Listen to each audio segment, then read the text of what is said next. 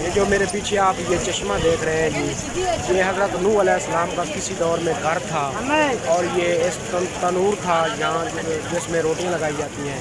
جب حضرت نوح علیہ السلام نے طوفان آیا تھا اس وقت پانی کا، تو یہاں سے وہ پانی نکلا تھا، اور جو یہ دنیا ہے وہ پھر ایک بار جو ہے نا تباہ ہو گئی تھی۔ وہ یہ تنور تھا اس وقت، حضرت نوح علیہ السلام کا یہ گھر تھا، یہاں سے وہ پانی نکلا تھا، اور اس وقت جو ہے نا طوفان آیا تھا، اور جو لوگ اس نوح کے بیڑے میں بیٹھ گئے تھے وہ بچ گئے تھے، جو نہیں بیٹھے تھے وہ تباہ ہو گئے تھے۔ تو اللہ نے اسی لیے کہا ہے کہ جو حق کا ساتھ دے گا وہ انشاءاللہ وہ بچے گا، جو حق کا ساتھ نہیں دے گا وہ انشاءاللہ۔ یہ ہے جی حضرت نوح علیہ السلام کے گھر میں اس وقت تنور تھا یہ، جس میں سے اب پانی نکل رہا ہے۔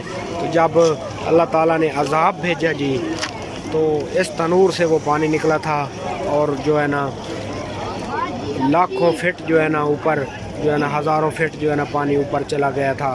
اور یہ ایک بار کچھ لوگ کہتے ہیں پوری دنیا، اور کچھ لوگ کہتے ہیں یہ عراق اس وقت جو ہے نا ڈوب گیا تھا۔